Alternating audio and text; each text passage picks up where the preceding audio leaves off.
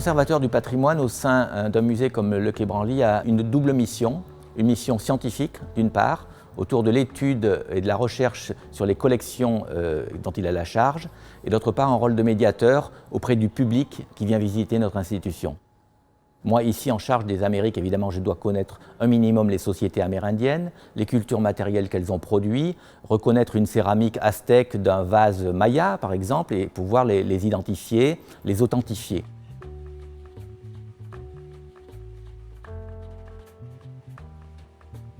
Je dois veiller sur plus de 106 000 objets qui proviennent de toutes les Amériques, depuis l'Alaska jusqu'à la Patagonie, et qui sont aussi bien des collections archéologiques, mais aussi des collections que nous appelons collections ethnographiques, qui sont ces objets que les explorateurs, puis plus tard les ethnologues, ont ramenés des populations amérindiennes vivantes. Ce sont des parures de plumes d'Amazonie, des tuniques de peau des Indiens des plaines, ou bien des objets en ivoire du Grand Nord et de l'Arctique, comme du Groenland ou de l'Alaska. Par notre connaissance, en tant que commissaire, par les publications, on sait plus ou moins où se trouvent les différentes pièces qui vont nous intéresser pour notre propos. Derrière ça, il y a un tas de travail dans l'ombre que les gens n'imaginent pas quand ils visitent une exposition. C'est toute cette recherche d'œuvres. On pourrait prendre un exemple qui est une recherche que je mène maintenant depuis une dizaine d'années sur des pièces archéologiques qui proviennent de l'île d'Hispaniola. L'île d'Hispaniola, c'est dans les Grandes Antilles. C'est cette île qui aujourd'hui est partagée entre la République dominicaine et Haïti. Vivait là, à l'arrivée de Christophe Colomb, un peuple amérindien qu'on appelle les Taïnos, qui était une des brillantes civilisations des Amériques.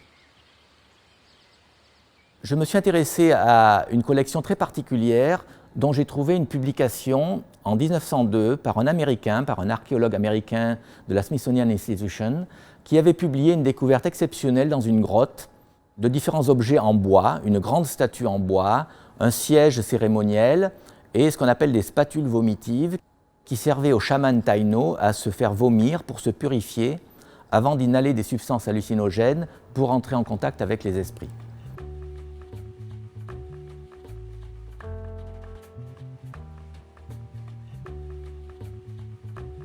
Dans cette publication de 1902, l'archéologue américain relatait qu'il avait vu dans une collection privée du nord de la République dominicaine, à Puerto Plata, ces collections, il les avait photographiées et publiées.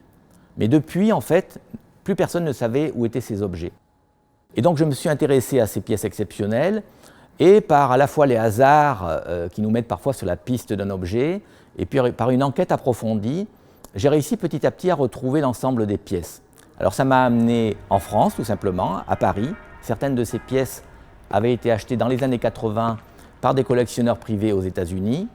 Et c'est comme ça aussi que j'ai retrouvé une piste qui m'a amené à New York. C'est vraiment des enquêtes au long cours où on essaye de reconstituer les itinéraires des pièces qui sont parfois très compliqués. Et puis dans le même temps, avec une collègue canadienne qui s'intéressait aussi à ces objets, elle est allée étudier à Washington les archives de cet archéologue américain. Et on a retrouvé des dessins de ces objets avec des indications sur le nom du lieu-dit où ces objets avaient été trouvés et la mention qu'ils avaient été découverts par un paysan dans une grotte dans le nord de la République dominicaine. À ce moment-là, j'ai activé mes réseaux en République dominicaine, des collègues chercheurs archéologues, et assez rapidement, ils ont retrouvé le lieu-dit, et l'été dernier, on s'est rendu sur place, et on a eu la chance de retrouver la grotte dans laquelle ces pièces ont été découvertes il y a plus de 120 ans, et sur laquelle, avec une équipe universitaire hollandaise, on va entreprendre sans doute des recherches archéologiques dans le futur.